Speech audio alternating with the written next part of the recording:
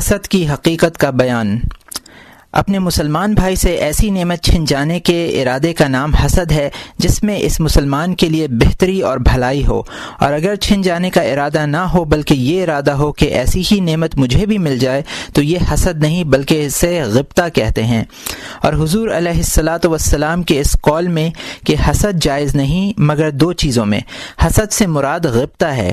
آپ نے مجازاً غبطہ کو حسد سے تعبیر کر دیا کیونکہ دونوں معنی کے لحاظ سے قریب ہیں۔ اور اگر ایسی نعمت کے زوال کا ارادہ ہو جس میں مسلمان کے لیے بہتری نہ ہو تو ایسے ارادے کا نام غیرت ہے۔ حسد، غبطہ اور غیرت میں یہی فرق ہے جو ہم نے بیان کر دیا ہے۔ حسد کے مقابلے میں نصیحت ہے۔ مسلمان کے لیے ایسی نعمت کے باقی رہنے کے خیال کا نام نصیحت ہے۔ سوال: ہم کیسے جان سکتے ہیں کہ مسلمان کے لیے اس نعمت میں بھلائی ہے تاکہ اس سے نصیحت کا اظہار کریں یا حسد کریں؟ جواب: بسا اوقات ہمیں ظن غالب ہوتا ہے کہ اس کام میں مسلمان کے لیے بھلائی ہے، ایسی صورت میں نصیحت پر عمل کرنا چاہیے اور حسد سے بچنا چاہیے، اور اگر اس نعمت کی بھلائی اور بہتری مشتبہ ہو تو اس کے زوال یا بقا کا ارادہ نہیں کرنا چاہیے بلکہ اسے اللہ تعالیٰ کے علم اور اس کی مشیت کے سپرد کر دینا چاہیے تاکہ حسد سے پرہیز اور نصیحت پر عمل ہو سکے۔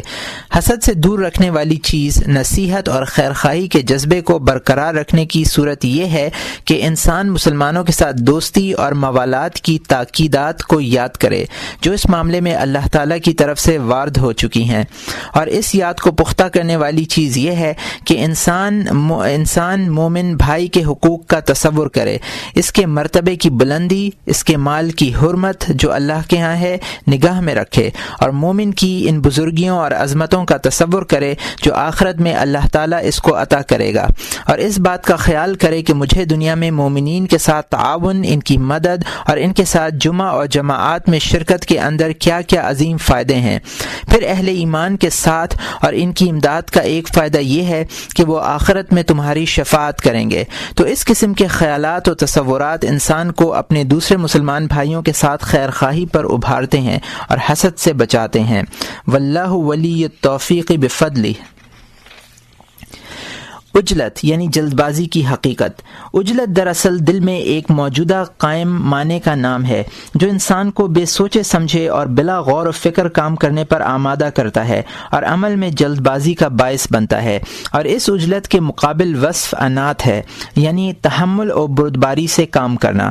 اور انات دل میں موجود ایک ایسے معنی کا نام ہے جو بندے کے کاموں میں احتیاط، غور و فکر اور تحمل و بردباری پیدا کرتا ہے، اور توقف کی ضد اور مقابل وصف تصف ہے، یعنی بے سوچے سمجھے کام شروع کر دینا۔ میرے شیخ رحمۃ اللہ علیہ نے توقف و عنات میں یہ فرق بتایا ہے کہ کام شروع کرنے سے قبل اس کے متعلق غور و فکر اور سور و بچار کرنے کو توقف کہتے ہیں، اور کام شروع کر کے اس میں آہستگی اختیار کرنے کو تاکہ کام بہتر طریقے سے انجام کو پہنچے عنات کہتے ہیں۔ پھر انات اور تحمل پیدا کرنے کا یہ طریقہ ہے کہ انسان جلد بازی کی آفات اور نقصانات اور خرابیوں کو خیال میں حاضر کرے، اور تصف یعنی بے سوچے سمجھے کام اور جلد بازی کرنے سے جو ندامت و ملامت ہوگی اسے ذہن میں لائے۔ اس طرح کرنے سے ضرور انشاءاللہ تعالی بندے میں توقف اور تحمل کی صفت پیدا ہوگی، نیز تصف و عجلت سے بھی نجات حاصل ہوگی۔ واللہ ولی العصمہ۔ کبر کی حقیقت۔ نفس کی بلندی و عظمت کے خیال کو کبر کہتے ہیں۔ اس خیال سے تکبر پیدا ہوتا ہے، اور اپنے آپ کو حقیر و کمتر خیال کرنے کا نام فروتنی سے تواضع پیدا ہوتی ہے۔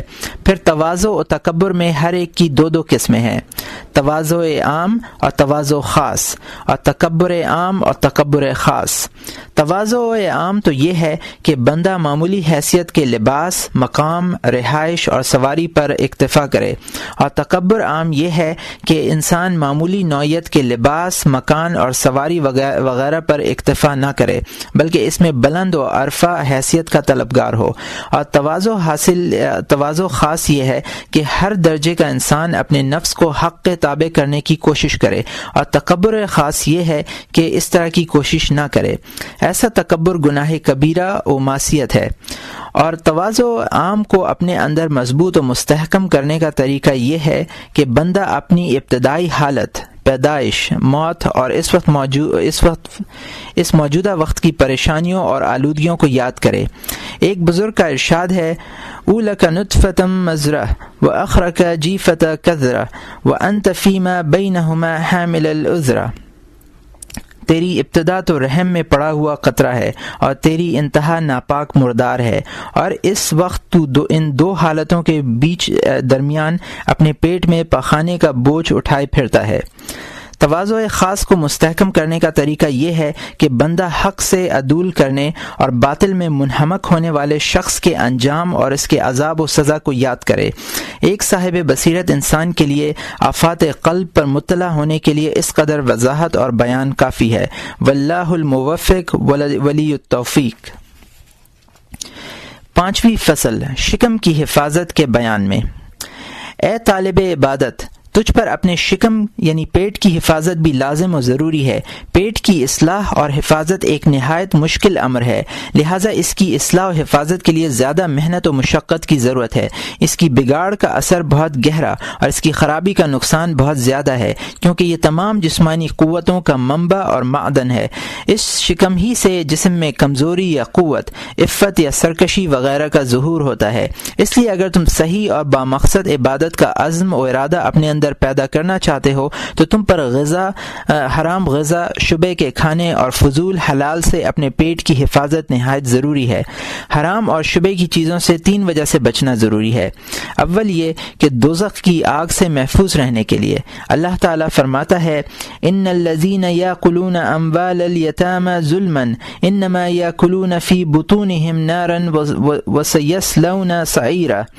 ترجمہ، جو لوگ یتیموں کا مال ظلم کے طریقے سے کھاتے ہیں، ایسے لوگ بے شک اپنے شکموں میں آگ جھونک رہے ہیں اور عنقریب بھڑکتی ہوئی آگ یعنی نار دوزخ میں داخل ہوں گے۔ حضور نبی کریم علیہ الصلاۃ والسلام نے فرمایا، کل لحم بنت من سحت فالنار اولی بہ۔ جو گوشت غذائے حرام سے تیار ہوا ہو، اس کے لیے آگ میں ہی جلنا بہتر ہے۔ دوسری وجہ یہ ہے کہ حرام اور شبے کی غذا کھانے والا مردود بارگاہ خداوندی ہے۔ ایسے شخص کو رب تعالی کی صحیح اور کارآمد عبادت کی توفیق نصیب نہیں ہوتی، کیونکہ ایک پاک اور طاہر انسان ہی اللہ تعالی کی خدمت کے لائق اور سزاوار ہے۔ میں کہتا ہوں، کیا اللہ تعالی نے ایک جنبی انسان کو اپنے گھر یعنی مسجد میں داخل ہونے اور بے وضو شخص کو قرآن مجید کو چھونے اور ہاتھ لگانے سے منع نہیں کیا؟ ضرور منع کیا ہے، جیسا کہ قرآن مجید میں فرمایا، وَلَا جُنُبًا إِلَّا عَابِرِي سَبِيلٍ حَتَّى تَغْتَسِلُوا۔ ترجمہ، مجبوراً راستہ عبور کرنے والے شخص کے علاوہ کسی جنبی شخص کو نہائے بغیر مسجد میں قدم رکھنے کی اجازت نہیں۔ دوسری جگہ فرمایا، لا يمسه إلا المطهرون۔ ترجمہ، اس مقدس کتاب یعنی قرآن کو ہاتھ نہ لگائیں مگر باوضو لوگ۔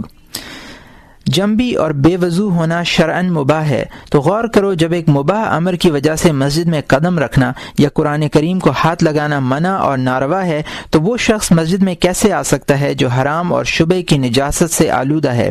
اور ایسا شخص کس طرح رب تعالی کی خدمت گزاری کا دعویٰ کر سکتا ہے یا اس کے ذکر اور اس کی یاد سے لطف اندوز ہو سکتا ہے؟ ایسے شخص کو یہ توفیق نصیب نہیں ہو سکتی۔ حضرت مناداری رحمۃ اللہ علیہ نے فرمایا،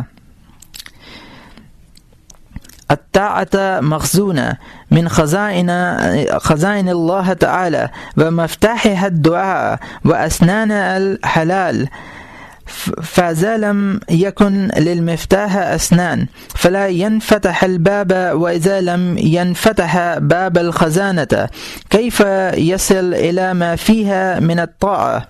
ترجمہ، طاعت اللہ تعالیٰ کے خزانوں میں سے ایک خزانہ ہے، اور اس خزانے کی چابی دعا ہے، اور چابی کے دندانے رزق حلال ہے۔ تو جب چابی کے دندانے نہ ہوں تو دروازہ نہیں کھل سکتا، اور جب تک دروازہ نہ کھلے خزانے تک پہنچنا ناممکن ہے۔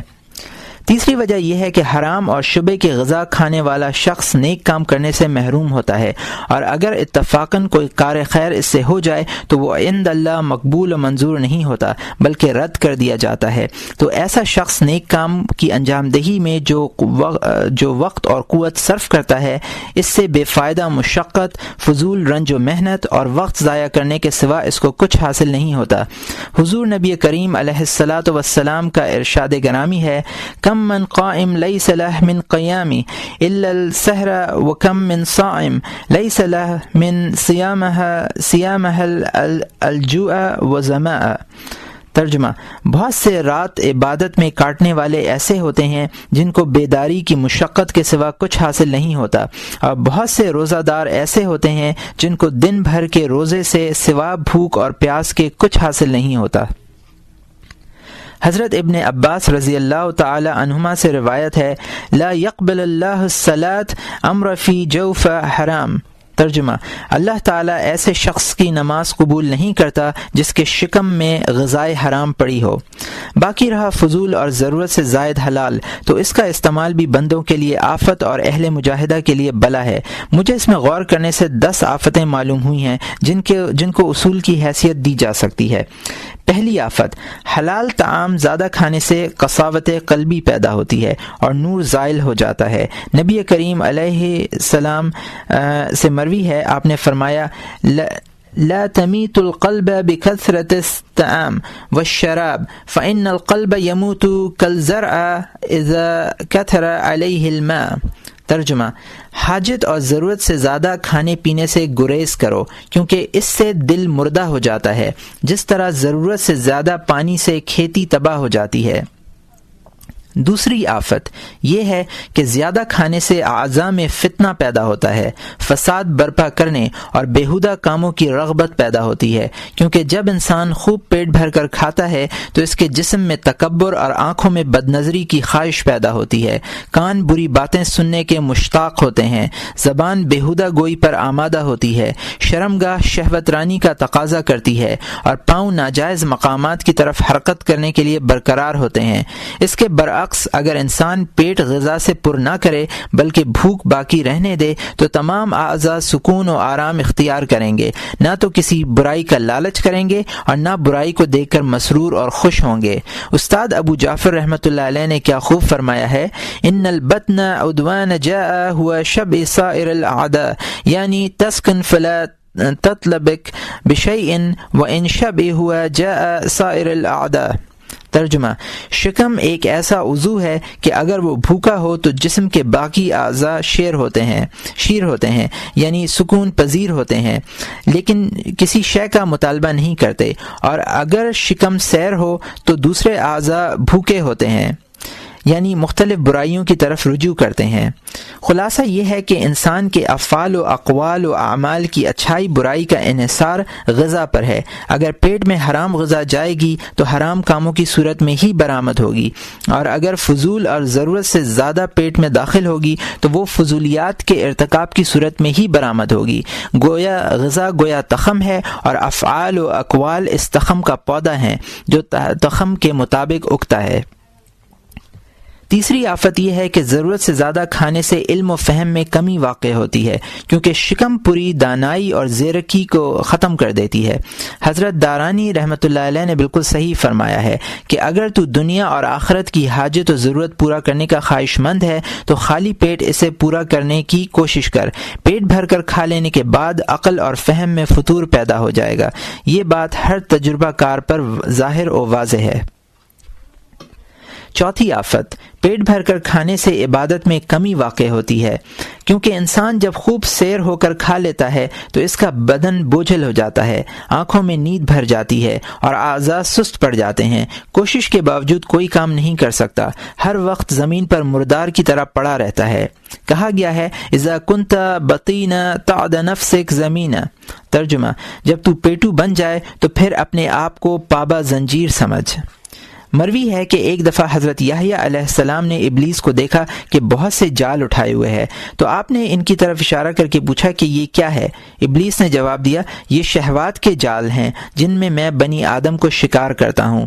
آپ نے پوچھا، کیا مجھے پھانسنے کے لیے بھی ان میں سے کوئی جال ہے؟ تو اس نے کہا، نہیں، صرف ایک رات آپ نے پیٹ بھر کر کھانا کھایا تو میں نے اس رات آپ پر نماز کو بھاری کر دیا۔ حضرت یحییٰ علیہ السلام نے یہ سن کر فرمایا، قسم خدا کی آئندہ میں کبھی پیٹ بھر کر نہیں کھاؤں گا۔ تو ابلیس نے کہا، میں بھی آئندہ کبھی کسی کو ایسی بات نہیں بتاؤں گا۔ یہ اس ہستی کا حال ہے جس نے ساری عمر میں ایک دفعہ سیر ہو کر کھایا، تو اس کا کیا حال ہوگا جس نے ساری عمر میں صرف ایک دفعہ شکم کو بھوکا رکھا؟ کیا ایسا شخص عبادت کی امید کر سکتا ہے؟ حضرت سفیان ثوری رحمۃ اللہ علیہ نے فرمایا، العبادہ حرف وحانوتها الخلوہ والتہا المجاع۔ ترجمہ، عبادت ایک فن ہے جس کے سیکھنے کی جگہ تنہائی اور خلوت ہے، اور اس کا ہتھیار بھوک ہے۔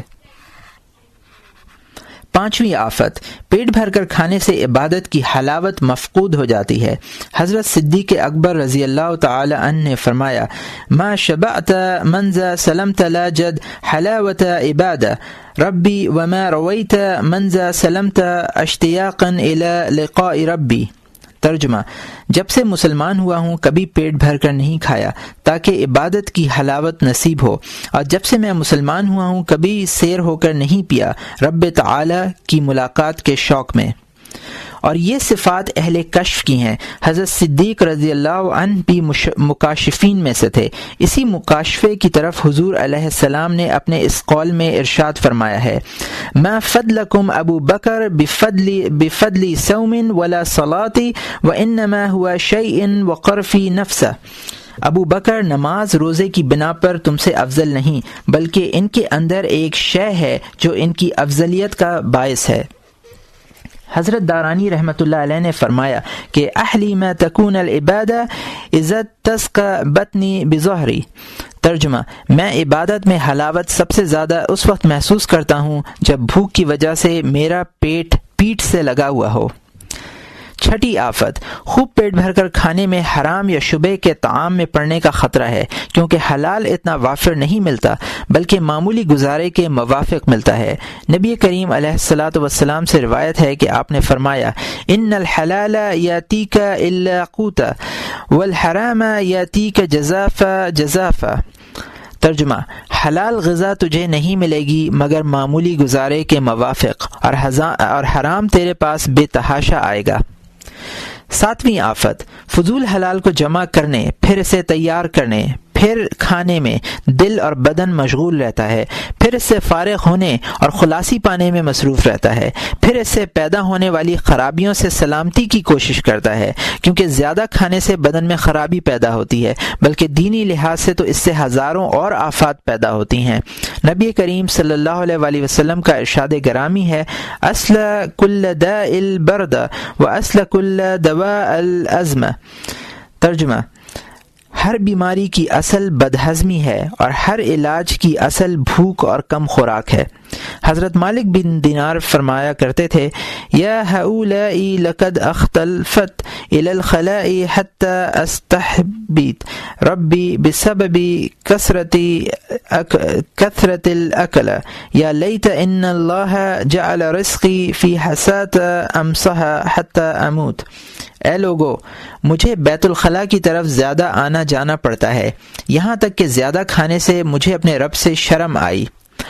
کاش اللہ تعالیٰ میری روزی کنکریوں میں کر دیتا کہ میں نے چوس لیا کرتا، یہاں تک کہ مجھے موت آ جاتی۔ پھر اس مرض کی روح سے دنیا کی طلب کرنی پڑتی ہے، لوگوں سے طمع اور لالچ کرنا پڑتا ہے، اور اسی خورد و نوش کی فکر میں وقت عزیز ضائع ہو جاتا ہے۔ آٹھویں آفت، آخرت میں حساب و کتاب کی ہولناکیوں اور سکرات موت کی شدت کا باعث بھی پیٹ بھر کر کھانا ہے۔ روایات میں آیا ہے، ان شدت سکرات الموت علی قدر لذات الدنیا فمن اکثر من هذه اکثر لا من تلک۔ بے شک سکرات موت کی شدت دنیا کی لذتوں کے مطابق ہے، تو جس نے زیادہ لذتیں اٹھائیں اسے نزع کی تکلیف بھی زیادہ ہوگی۔ نویں آفت، اس سے آخرت کے ثواب میں کمی واقع ہوتی ہے۔ اللہ تعالیٰ فرماتا ہے، اذهبتم طیباتکم فی حیاتکم الدنیا واستمتعتم بها فاليوم تجزون عذاب الہون بما کنتم تستكبرون فی الارض بغیر الحق وبما کنتم تفسقون۔ ترجمہ: تم اپنی لذت کی چیزیں اپنی دنیاوی زندگی میں حاصل کر چکے اور ان کو خوب برت چکے، سو آج تم کو ذلت کی سزا دی جائے گی، اس وجہ سے کہ تم دنیا میں ناحق تکبر کیا کرتے تھے اور اس وجہ سے کہ تم نافرمانیاں کیا کرتے تھے۔ تو جس قدر تم دنیا کی لذتیں حاصل کرو گے اتنا حصہ آخرت سے کم ہو جائے گا۔ اسی لیے جب رب تعالی نے اپنے حبیب پاک علیہ السلام پر دنیا پیش کی تو فرمایا، اگر تو اس کی لذت اٹھا لے تو اس کے عوض تیری لذتیں آخرت میں کم نہیں کروں گا۔ اس روایت سے معلوم ہوا کہ یہ حضور صلی اللہ علیہ وآلہ وسلم کی خصوصیت تھی۔ دوسرے اگر یہاں لذتیں حاصل کریں گے تو اس کے عوض ان کا آخرت کا حصہ کاٹ لیا جائے گا۔ ہاں، اللہ تعالیٰ کا فضل ہو جائے تو دوسری بات ہے۔ مروی ہے کہ ایک دفعہ حضرت خالد بن ولید رضی اللہ تعالی عنہ نے حضرت فاروق اعظم رضی اللہ تعالی عنہ کی دعوت کی۔ جب آپ کھانے لگے تو کھانے کو دیکھ کر فرمایا، یہ تو ہمارے لیے ہے، ان فقراء مہاجرین کے لیے کیا ہے جو فوت ہو چکے اور جو کی روٹی بھی سیر نہ ہوئے۔ حضرت خالد رضی اللہ عنہ نے عرض کیا کہ ان کے لیے جنت فردوس ہے۔ حضرت عمر رضی اللہ عنہ نے فرمایا کہ اگر وہ جنت پانے میں کامیاب ہو گئے ہیں اور ہم نے اس کے عوض اپنا حصہ یہاں دنیا میں لے لیا تو ان کے اور ہمارے مرتبے میں بہت فرق ہے۔ منقول ہے کہ ایک دفعہ حضرت فاروق اعظم رضی اللہ تعالی عنہ کو پیاس کی شدت محسوس ہوئی۔ آپ نے ایک شخص سے پانی مانگا، اس شخص نے آپ کو ایک برتن دیا جس میں کھجوروں کا پانی تھا۔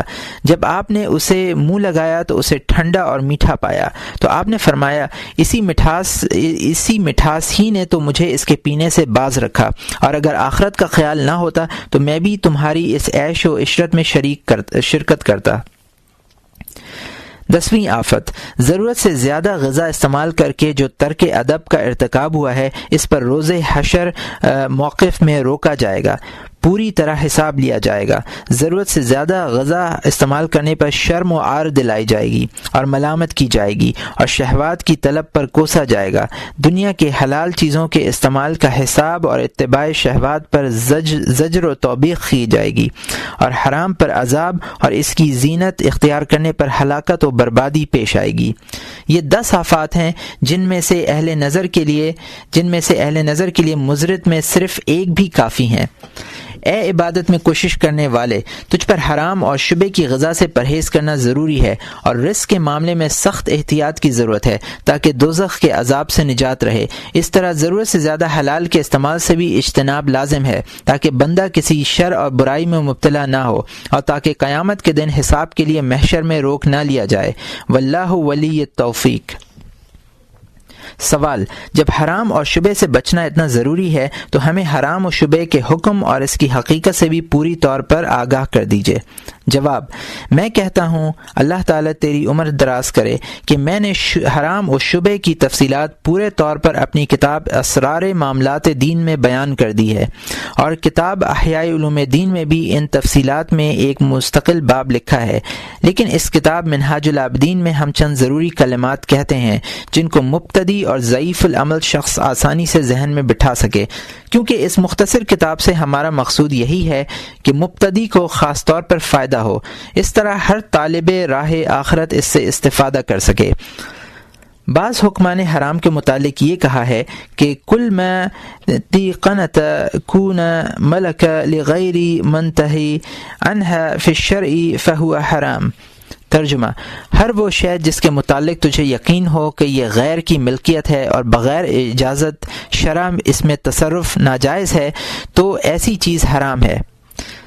بغیر اجازت شرع اس میں تصرف ناجائز ہے تو ایسی چیز حرام ہے۔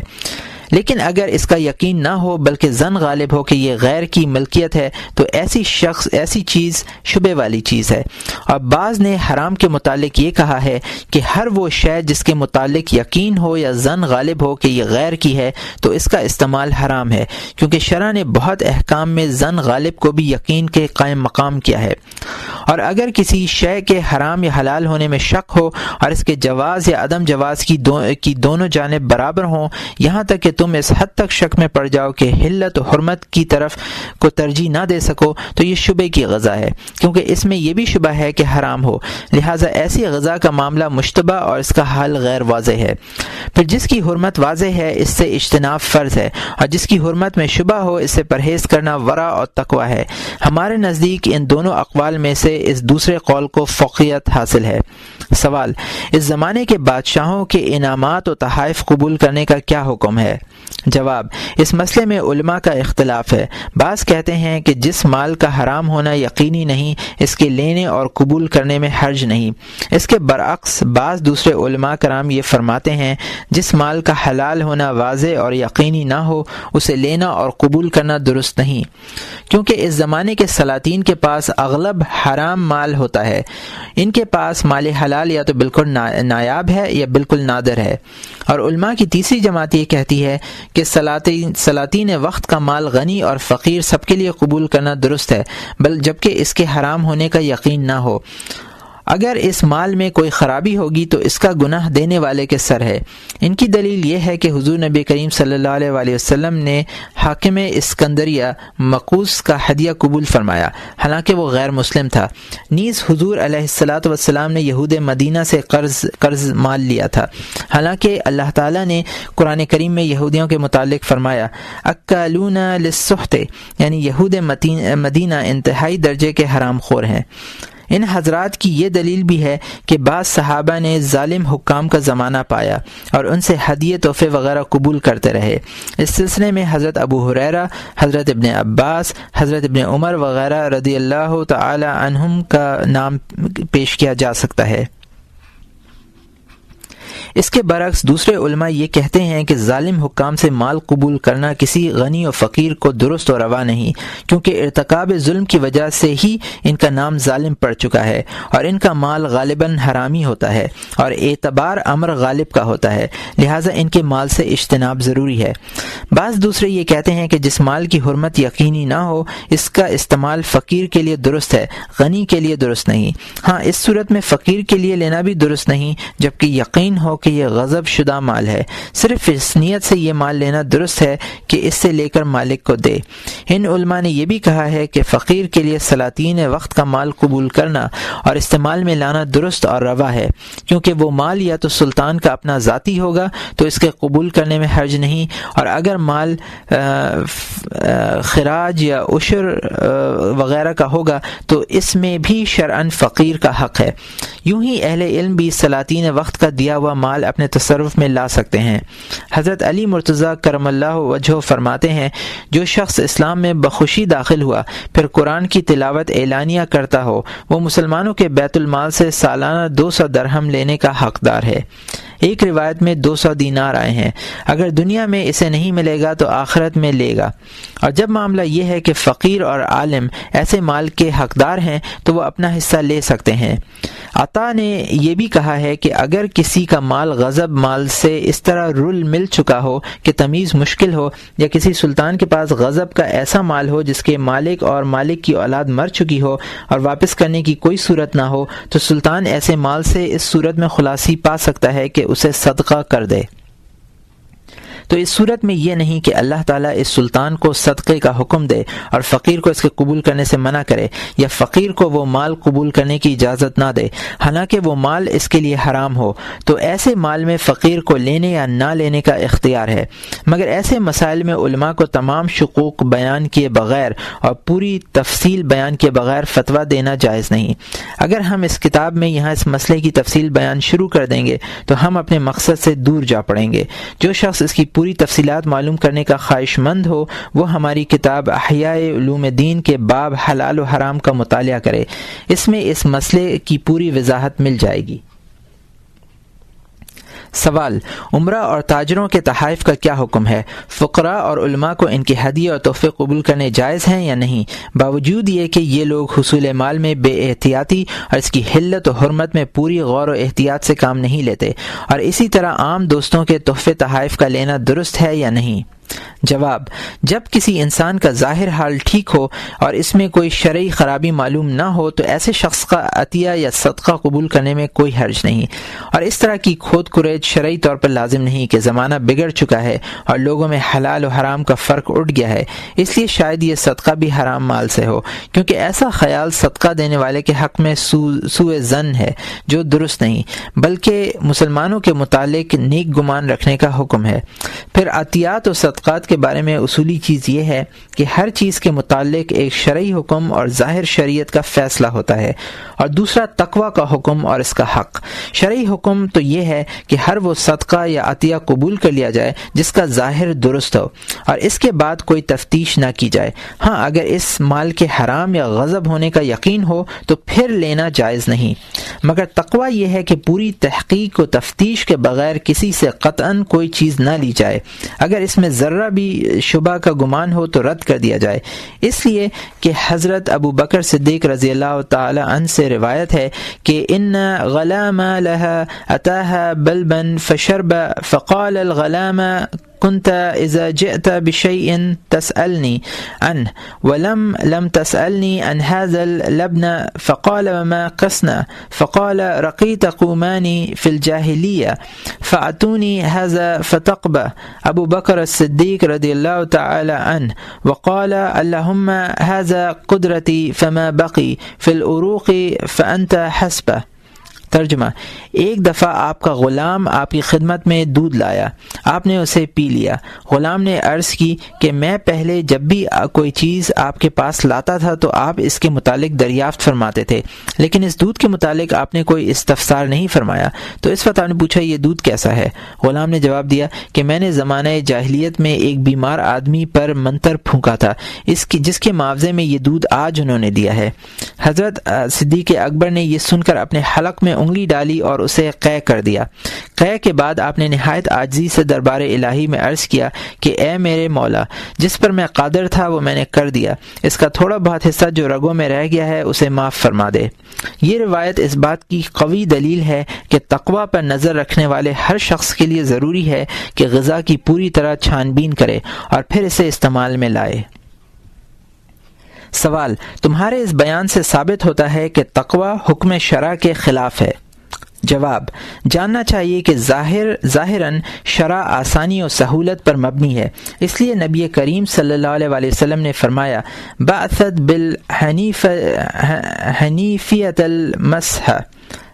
حنیفیت السمحہ۔ ترجمہ: میں آسان اور ہر باطل سے جدا مذہب دے کر بھیجا گیا ہوں، اور تقوی شدت و احتیاط پر مبنی ہے۔ کہا گیا ہے کہ متقی کا معاملہ دوسری ہزار پیچیدگیوں میں پھنسنے سے زیادہ سخت ہے۔ پھر یہ خیال نہ کرو کہ تقوی شرع سے کوئی علیحدہ چیز ہے، بلکہ اصل میں دونوں ایک ہیں، لیکن شرع کے حکم دو ہیں، ایک جواز کا حکم اور احتیاط و افضلیت کا حکم۔ جائز حکم کو حکم شرع اور افضل و زیادہ با احتیاط حکم کا نام تقوی ہے، تو یہ دونوں حکم ایک دوسرے سے جدا ہونے کے باوجود اصل میں ایک ہیں۔ اس فرق کو اچھی طرح ذہن نشین کر لیں۔ سوال: جب ہر شے کی تفتیش اور چھان بین ضروری ہے تو اس زمانے میں کسی چیز کو بھی استعمال کرنا صاحب تقوی کے لیے مشکل اور فساد سے خالی نہیں، حالانکہ ضروری چیزوں کا استعمال اس کے لیے ضروری ہے۔ جواب: جاننا چاہیے کہ تقوی ایک سخت راستہ ہے، جو شخص اس پر چلنے کا ارادہ کرے اس کے لیے ضرور مشکل ہے کہ اپنے نفس اور دل کو مصائب و مشکلات برداشت کرنے پر مضبوط کرے، ورنہ وہ تقوی کا راستہ طے نہیں کر سکتا۔ اسی دقت کے باعث بہت سے اہل تقوی اور مقتدمین صوفیہ شہروں و آبادیوں کو چھوڑ کر کوہ لبنان پر چلے گئے اور ساری عمر گھاس اور جنگلی پھل وغیرہ کھا کر گزاری، جس میں کسی قسم کا شبہ نہیں۔ تو تقوی کا مرتبہ حاصل کرنے کی جس میں ہمت ہو اسے چاہیے کہ مشکلات و مصائب اور حوادث کو برداشت کرے اور آفات کے پیش آنے پر صبر کرے اور ان مندرجہ بالا حضرات کا طریقہ اختیار کرے، لیکن جو لوگوں میں رہنے اور وہی چیز استعمال کرنے پر مجبور ہو جو وہ استعمال کرتے ہیں تو اسے چاہیے کہ اتنا قلیل استعمال کرے جتنا سخت ضرورت کے وقت مردار استعمال کرنے کی اجازت ہے، صرف اسی قدر پر اکتفا کرے جس سے اللہ تعالیٰ کی عبادت قائم رکھ سکے۔ سکے، اس قدر استعمال کرنے پر اسے معذور سمجھا جائے گا اور یہ اندازہ اس کے لیے مضر نہیں ہوگا اگرچہ اس میں کسی قسم کا شبہ ہو۔ اس لیے حضرت حسن بصری رحمۃ اللہ علیہ نے فرمایا ہے فسد السوق فعلیکم بالقوت، ترجمہ چونکہ بازاروں میں حرام و حلال میں تمیز اٹھ چکی ہے اس لیے صرف ضروری روزی پر اکتفا کرنا لازم ہے۔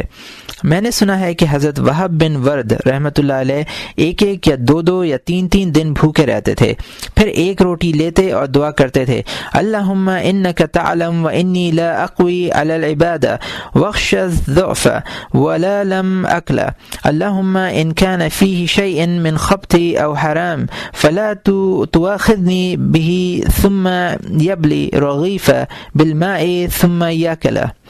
ترجمہ اے اللہ تو جانتا ہے کہ میں بغیر غذا کے تیری عبادت کی طاقت نہیں رکھتا اور مجھے کمزوری کا ڈر ہے، اگر ایسا نہ ہوتا تو میں یہ بھی نہ کھاتا۔ اے اللہ اگر اس روٹی میں کوئی خرابی یا حرام ہو تو مجھے اس کھانے پر نہ پکڑنا۔ یہ دعا کرنے کے بعد آپ روٹی کو پانی میں بھگوتے اور کھاتے تھے۔ میں کہتا ہوں کہ یہ طریقہ اہل تقوی میں سب سے بلند تقوی والوں کے ہاں ہے، لیکن جو لوگ ان سے تقوی میں کم ہیں ان کے لیے اپنی وسعت کے مطابق احتیاط ضروری ہے۔ جتنی ان میں احتیاط ہوگی اسی قدر انہیں تقوی میں حصہ ملے گا۔ مشہور مثال ہے کہ تم جتنی محنت و کوشش کرو گے اتنی ہی تمہیں اپنی مراد میں کامیابی ہوگی، اور اللہ تعالیٰ کسی نیک عمل کرنے والے کے عمل کو ضائع نہیں کرتا، اور لوگ جو بھی کرتے ہیں وہ سب کچھ جانتا ہے۔ سوال: مندرجہ بالا بیان تو حرام چیزوں کے متعلق تھا، ذرا حلال کے متعلق بھی بیان کر دیجئے کہ کس حد تک اس کا استعمال فضول میں داخل نہیں اور کس حد پر جا کر وہ فضول کے حکم میں داخل ہو جاتا ہے، جس کے باعث روز قیامت بندے کو حساب کے لیے روکا جائے گا اور حساب لیا جائے گا، اور حلال کے استعمال کے مستحب اور مناسب مقدار کیا ہے جو فضول میں داخل نہیں اور جس کا حساب وغیرہ نہیں ہوگا۔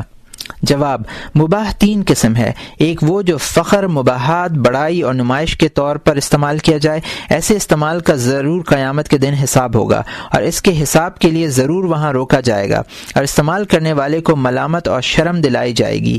ایسا استعمال خدا تعالیٰ کو ناپسند اور برا ہے، اور ایسا استعمال بندے کے دل میں برائی پیدا کرتا ہے، یعنی فخر اور برائی وغیرہ، جو عذاب دوزخ کا باعث ہے، اور اسی طرح کا استعمال کا ارادہ معصیت اور گناہ ہے، کیونکہ اللہ تعالیٰ نے قرآن مجید میں ایک جگہ فرمایا ہے انما الحیات الدنیا لعب و لہو و زینت و تفاخر و تکاثر فی الاموال والاولاد۔ ترجمہ: دنیا کی زندگی تو محض کھیل کود، زینت و زیبائش، مال و اولاد میں فخر و غرور اور اس میں کثرت چاہنے کا نام ہے، اور نبی کریم صلی اللہ علیہ وآلہ وسلم کا ارشاد ہے من طلب الدنیا حلالا مباہیا مکاثرا مفاخرا مراتیا لقی اللہ تعالی وہو علیہ غضبان۔ ترجمہ: جو مباحات، بڑائی، فخر اور نمائش کی غرض سے حلال کی طلب کرے گا وہ قیامت کے دن خدا کو اپنے اوپر غصے اور غضبناک پائے گا۔ تو مندرجہ بالا آیات و احادیث میں ایسے مقصد و ارادے پر وعید سنائی گئی ہے۔ مباح کی دوسری قسم وہ ہے جس کا استعمال محض شہوت کے طور پہ ہو، ایسا استعمال بھی برا ہے جس پر روز قیامت حبس و حساب ہوگا، کیونکہ رب تعالی کا فرمان ہے ثم لتسألن یومئذ عن النعیم۔ ترجمہ: پھر تم سے ضرور نعمتوں کے متعلق سوال ہوگا، اور نبی صلی اللہ علیہ وآلہ وسلم نے فرمایا ہے وَحَلَالُهَا حِسَابٌ، اور حلال کے استعمال پر روز قیامت حساب ہوگا۔ حلال و مباح کی تیسری قسم یہ ہے کہ مجبوراً قدر ضرورت شے استعمال کی جائے جس سے رب تعالی کی عبادت بجائی لائی جا سکے، اتنا اندازہ ہی بہتر، مستحب اور مناسب ہے۔ اتنے استعمال پر کوئی حساب و عذاب وغیرہ نہیں ہوگا، بلکہ اتنا قلیل استعمال ثواب اور مدح کا باعث ہے، کیونکہ اللہ تعالیٰ فرماتا ہے اولئک لہم نصیب مما کسبوا۔ ترجمہ: ان لوگوں کے لیے حصہ ہے اس میں سے جو انہوں نے کمایا۔ اور نبی کریم صلی اللہ علیہ وآلہ وسلم نے فرمایا من طلب الدنیا حلالا استعافا عن المسألة وتعطف على جار وسعی على عیالہ جاء یوم القیامہ وجهه كالقمر لیلة البدر۔ ترجمہ: جس نے سوال سے بچنے کے لیے اور اپنے ہمسائے کی امداد کے لیے اور اپنے عیال کی پرورش کے لیے حلال دنیا طلب کی، قیامت کے دن اس کا چہرہ 14ویں رات کے چاند کی طرح چمک رہا ہوگا۔ ایسے بندے کی یہ شان و فضیلت اس لیے ہے کہ اس کا قصد و ارادہ نیک اور خالص اللہ تعالیٰ کے لیے ہوتا ہے۔ سوال: وہ کیا شرائط ہیں جن کے ملحوظ رکھنے سے مباح کا استعمال خیر اور نیکی بن جاتا ہے؟ جواب: مباح اور حلال اشیاء کا استعمال 2 شرطوں سے نیکی اور خیر بنتا ہے، ایک حال اور دوسرا قصد و ارادہ۔ حال سے مراد یہ ہے کہ حلال و مباح کو بوقت عذر و مجبوری استعمال کیا جائے۔ عذر اور مجبوری کی صورت یہ ہے کہ ایسا موقع ہو کہ اگر حلال کو استعمال میں نہ لایا جائے تو شرعاً گرفت ہو۔ وہ اس طرح کے مباح شے کے استعمال نہ کرنے کے باعث بدن اتنا لاغر ہو جائے کہ فرض، سنت یا نفل ادا نہ کر سکے، تو ایسی صورت میں مباح کا استعمال ترک مباح سے افضل ہے۔ اگرچہ دنیا کے مباحات کو بھی استعمال میں نہ لانا بہتر اور افضل ہے، مگر عذر کی صورت میں استعمال ہی بہتر و افضل ہے۔ مقصد و ارادے سے مراد یہ ہے کہ حلال کے استعمال سے مقصود سفر آخرت کا توشہ تیار کرنا۔ مقصد و ارادے سے مراد یہ ہے کہ حلال کے استعمال سے مقصود سفر آخرت کا توشہ تیار کرنا اور عبادت خداوندی کی قوت و استطاعت ہو۔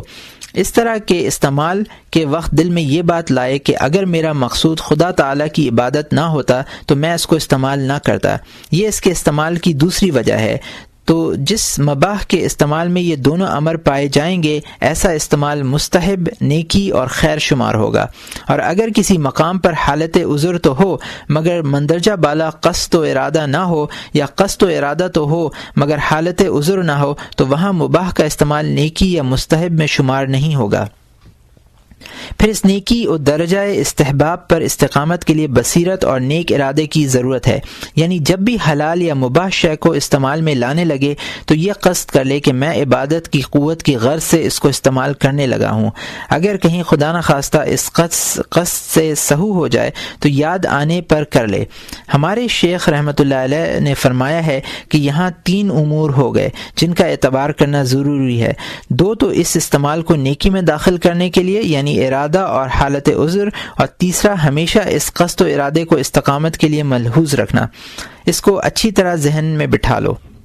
سوال: حلال کا وہ استعمال جو شہرت کی غرض سے ہو کیا معصیت اور باعث عذاب ہے یا نہیں؟ اور کیا حالت عذر میں مباح شے کا استعمال فرض و ضروری ہے یا نہیں؟ جواب: حالت عذر میں امر مباح کا استعمال افضل، خیر اور مستحب ہے، فرض اور واجب نہیں۔ اور شہوت کی غرض سے جو استعمال ہو وہ برا اور ناپسندیدہ ہے، اور اس سے ممانعت و زجر و استحباب کے طور پہ ہے، یہ معصیت یا عذاب کا باعث نہیں۔ ہاں، روز قیامت اس کے حساب کے لیے بندے کو روکا جائے گا اور اسے ملامت کی جائے گی اور شرم دلائی جائے گی۔ سوال: یہ حبس و حساب کیا چیز ہے جس کا بندے کو سامنا کرنا پڑے گا؟ جواب: حساب یہ ہے کہ قیامت کے دن تم سے پوچھا جائے گا کہ تم نے یہ شے کس طرح حاصل کی اور اسے کہاں خرچ کیا اور کس نیت سے خرچ کیا۔ اور حبس یہ ہے کہ حساب لینے کے لیے جنت میں داخل ہونے سے روک دیا جائے گا، اور یہ حبس میدان حشر میں ہوگا جب تمام مخلوق پر دہشت چھائی ہوگی اور لوگ تنگ اور پیاس کی حالت میں کھڑے ہوں گے، اور یہ بہت بڑی آزمائش کا وقت ہوگا۔ سوال: جب اللہ تعالیٰ نے حلال کے استعمال کی ہمیں اجازت دی ہے تو یہ ملامت اور شرم دلانا کیوں ہوگا؟ جواب: یہ ملامت اور عار دلانا ترک ادب کی وجہ سے ہوگا۔ جیسے وہ شخص جو بادشاہ کے دسترخوان پر بیٹھے اور ادب کو ملحوظ نہ رکھے تو اسے ملامت کی جاتی ہے اور شرم دلائی جاتی ہے، اگرچہ وہ طعام اس کے لیے مباح اور جائز ہوتا ہے۔ مختصر یہ ہے کہ اللہ تعالیٰ نے بندے کو عبادت اور بندگی کے لیے پیدا فرمایا ہے، اس لیے بندے پر لازم ہے کہ ہر اعتبار سے اس کا بندہ اور غلام رہے اور ہر فعل کو خدا کی مرضی کے مطابق کرے۔ اگر وہ عبادت یا اس کی رضا کا خیال نہ رکھے بلکہ اپنی شہوت کی پیروی کرے اور اپنے رب کی عبادت و بندگی سے روگدان ہو جائے، حالانکہ اس میں رب کی بندگی و عبادت کی طاقت بھی موجود ہو، کوئی عذر مانے نہ ہو، اور یہ دنیا ہے بھی عبادت اور خدمت کی جگہ، تو جو شخص ان تمام چیزوں کے ہوتے ہوئے شہوت کی پیروی کرے وہ ضرور اپنے مالک و مولا کی طرف سے ملامت و عار کا سزاوار ہوتا ہے۔ ولا حول ولا قوت الا باللہ العلی العظیم۔ یہی تھا وہ مضمون جو ہم نے اس کتاب میں اصلاح نفس کے متعلق بیان کرنا تھا، اس لیے اس مضمون کو اپنے ذہنوں میں محفوظ کر لو اور اس پر عمل کرو۔ انشاءاللہ تعالی دونوں جہان میں خیر کثیر کے مالک بن جاؤ گے۔ فاللہ ولی العصمہ والتوفیق بفضلہ۔ اس باب کا اب فصل یعنی خلاصہ پیش کیا جاتا ہے۔ تو اے عزیز، تجھ پر لازم ہے کہ اس طویل اور سخت گھاٹی کے عبور کرنے میں پوری کوشش صرف کرے، کیونکہ اسے عبور کرنا زیادہ مشکل اور محنت طلب ہے، اور یہ گھاٹی فتنوں سے لبریز ہے، کیونکہ جو بھی راہ حق سے منحرف ہو کر ہلاک و تباہ ہوا وہ یا دنیا یا مخلوق سے میل جول یا نفس یا شیطان کی وجہ سے ہی ہوا۔ اور ہم نے اپنی کتاب احیاء العلوم، کتاب الاسرار اور القرب الی اللہ وغیرہ میں اس قسم کے واقعات و مسائل تحریر کیے ہیں جو اس گھاٹی کو عبور کرنے میں کافی مدد دیتے ہیں۔ اور اس کتاب سے میرا مقصود یہ تھا کہ اللہ تعالیٰ مجھے معالجہ نفس کے راز اور میری اصلاح اور میرے ذریعے اصلاح کے طریقوں سے آگاہ کر دے۔ اس لیے میں نے اس کتاب میں مختصر مگر تمام معنی جامع نقطوں پر ہی اکتفا کیا ہے۔ جو شخص بھی ان پر غور کرے گا وہ انہیں کافی پائے گا، اور یہ نفیس نقطے انشاءاللہ تعالی ضرور اسے راہ حق کی طرف رہنمائی کریں گے۔ اور یہ فصل دنیا، مخلوق، نفس اور شیطان سے خلاصی دینے والے نقطوں کے ساتھ مخصوص ہے۔ تو اے عزیز، علائق کے دنیا سے حذر کرنا اور زہد اختیار کرنا تجھ پر لازم اور ضروری ہے، کیونکہ تو تین حال سے خالی نہیں۔ ایک پہلا یہ کہ یا تو صاحب بصیرت اور صاحب عقل ہے، تو تیرے لیے یہی کافی ہے کہ دنیا اللہ تعالیٰ کی دشمن ہے اور اللہ تیرا دوست اور حبیب ہے، اور یہ کہ دنیا تیری عقل کو منتشر کرنے والی ہے، حالانکہ عقل ہی انسان کا اصل جوہر ہے۔ دوسری کی یہ کہ یا تو صاحب ہمت اور عبادت میں کوشش کرنے والے لوگوں میں سے ہے، تو تیرے لیے یہی کافی ہے کہ دنیا اپنی نحوست میں اس حد تک پہنچ چکی ہے کہ وہ عبادت کے ارادے سے باز رکھتی ہے، اور اس کی فکر تجھے بندگی و اعمال خیر سے روکتی ہے، اور جب دنیا کی فکر باعث رکاوٹ ہے تو خود دنیا کس قدر رکاوٹ کا باعث ہوگی۔ تیسری یہ کہ یا تو اہل غفلت میں سے ہے، یعنی تجھ میں حقائق کو دیکھنے کی بصیرت نہیں اور نہ تجھ میں اعمال خیر بجا لانے کی ہمت ہے۔ اس صورت میں تیرے لیے یہی کافی ہے کہ تجھے ایک دن اس دنیا سے جدا ہونا پڑے گا، یا یہ دنیا تجھ سے اچانک جدا ہو جائے گی، جیسا کہ حضرت حسن بصری رحمۃ اللہ علیہ نے فرمایا ہے، ان بقیت لک الدنیا لم تبق لها فئی فائدۃ اذا لک فی طلبها وانفاق العمر عزیز علیہ۔ ترجمہ: اگر دنیا تیرے لیے باقی رہے گی تو اس کے لیے باقی نہیں رہے گا، اس لیے طلب دنیا میں کیا فائدہ، یا اپنی عمر عزیز اس کی طلب میں ضائع کرنے سے کیا حاصل۔ ایک عربی شاعر نے کیا خوب فرمایا ہے، حب الدنیا تساق الیک عفوا الیس مسیر ذاک الی زوال فما ترجو بعیش لیس یبقی وشیک قد تغیر اللیالی وما دنیاک الامثل زل ازلک ثم ازنا برتحال۔ ترجمہ: مان لیا کہ یہ دنیا وافر مقدار میں تیرے طرف کھینچی چلی آ رہی ہے، لیکن کیا یہ ایک دن فنا نہیں ہوگی؟ تجھے اس عیش سے حقیقی خوشی کی امید کیا ہو سکتی ہے جو چند دن کے بعد فنا ہو جائے گا، اور جس کا آرام عنقریب تکلیف اور رنج میں تبدیل ہو جائے گا۔ اس دنیا کی مثال بالکل سائے جیسی ہے، جس میں تو ذرا آرام کرتا ہے اور پھر وہ سایہ وہاں سے زائل ہو جاتا ہے۔ تو عقل مند کو ہرگز مناسب نہیں کہ اس دنیا کے دھوکے میں آئے۔ ایک عربی شاعر نے بالکل درست کہا ہے، اضغاث نوم او کذل زائل ان اللبیب بمثلها لا یخدع۔ ترجمہ: دنیا خواب کی طرح ہے، یا زائل اور فنا ہو جانے والے سائے کی طرح، اور بے شک عقل مند ایسی ناپائیدار اور فانی شے سے دھوکہ نہیں کھاتا۔ ابلیس کے شر سے بچنا ضروری ہے۔ باقی رہا شیطان، تو اس کے شر سے اپنے آپ کو محفوظ رکھنے کے لیے صرف یہی دلیل کافی ہے کہ اللہ تعالیٰ نے اپنے نبی حضرت محمد صلی اللہ علیہ وآلہ وسلم کو فرمایا، وَقُلْ رَبِّ أَعُوذُ بِكَ مِنْ حَمَزَاتِ الشَّيَاطِينِ وَأَعُوذُ بِكَ رَبِّ أَنْ يَحْضُرُونِ۔ ترجمہ: اے میرے نبی، دعا کے طور پر یوں کہو کہ اے میرے رب، میں شیاطین کے وساوس سے تیرے پاس ہی پناہ لیتا ہوں، اور اے میرے رب، میں اس بات سے بھی تیرے پاس ہی پناہ لیتا ہوں کہ شیاطین میرے پاس بھی آئیں۔ تو حضور علیہ الصلاۃ والسلام، جو سب سے بہتر، سب سے زیادہ عالم، سب سے زیادہ عقل مند اور اللہ تعالیٰ کے ہاں سب سے زیادہ بلند مرتبے والے ہیں، وہ اس چیز کے محتاج ہیں کہ شیطان سے پناہ مانگے۔ تو جو جہالت، عیوب اور غفلت کا مجموعہ ہے، شیطان سے پناہ مانگنے کا محتاج نہیں، ضرور محتاج ہے اور سخت محتاج ہے۔ لوگوں سے میل جول کی مذمت۔ لیکن لوگوں سے میل جول کا معاملہ تو اس کی قباحت کے ثبوت کو صرف یہی کافی ہے کہ اگر تو ان سے میل جول کرے گا اور ان کی خواہشات کی پیروی کرے گا تو گناہ گار ہو جائے گا اور اپنی آخرت کے معاملے کو خراب کر دے گا، اور اگر ان کی خواہشات کی مخالفت کرے گا تو ان کی اذیتوں اور زیادتیوں سے رنجیدہ ہوگا اور تیری دنیا کی زندگی مقدر ہو جائے گی۔ پھر ان سے یہ بھی بعید نہیں کہ وہ تیرے جانی دشمن بن جائیں اور اسی طرح تو ان کے فتنے میں مبتلا ہو جائے، اور اگر تو ان سے میل جول اچھا رکھے گا تو وہ تیری مدح اور تعظیم کریں گے، اور کوئی بعید نہیں کہ اس طرح تو عجب اور خود ستائی کے فتنے میں مبتلا ہو جائے گا، اور اگر وہ تیری مذمت اور برائی کریں گے اور تجھے حقیر اور ذلیل خیال کریں گے تو اس صورت میں تو کبھی غمناک ہوگا اور کبھی ناجائز غصہ کرے گا، اور یہ مدح یا مذمت دونوں ہلاک کرنے والی آفتیں ہیں۔ پھر تم ذرا یہ تو یاد کرو کہ جب تمہیں قبر میں دفن ہوئے صرف 3 روز ہوں گے تو تجھے بالکل بھلا دیں گے، وہاں صرف خدا تعالیٰ کی ذات ہی موجود ہوگی، تو کیا یہ واضح نقصان نہیں کہ تو ایسے لوگوں کے ساتھ بیٹھ کر اپنا عزیز وقت کو ضائع کر دے جن سے نہ تجھے وفا کی امید ہے اور جن کے ساتھ نہ زیادہ دیر تو نے رہنا ہے، اور اپنے پیارے رب کی خدمت و طاعت کو ترک کر دے جس کی طرف آخر تو نے رجوع کرنا ہے۔ مرنے کے بعد صرف وہی ہمیشہ کے لیے تیرا ساتھ دے گا، اور حقیقت میں سب کا وہی حاجت روا ہے، اور ہر بات میں صرف اسی پر بھروسہ کرنا چاہیے، اور ہر حال میں ہر شدت و مشکل کے وقت اسی کی طرف رجوع کرنا چاہیے۔ وہ اکیلا ہے، کوئی اس کا شریک نہیں۔ اے عاجز انسان، میری ان باتوں اور نصیحتوں کو غور سے سن، شاید تجھے اللہ تعالیٰ اپنی مہربانی سے راہ ہدایت دکھا دے، اور اللہ ہی ہدایت کا مالک ہے۔ مذمت نفس کا بیان۔